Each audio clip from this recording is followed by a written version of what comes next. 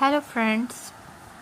तो अब हम लोग आ चुके हैं सात्विक को और लेके वहाँ हॉस्पिटल में, क्योंकि उसे हो गई है थोड़ी सी खांसी और जुकाम भी हो गया था थोड़ा बहुत।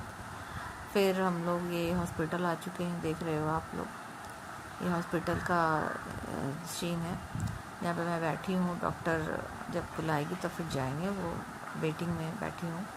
यहाँ पे सात्विक बैठा हुआ है और मेरे हस्बैंड भी आए थे ऑफिस से और शानवी भी है।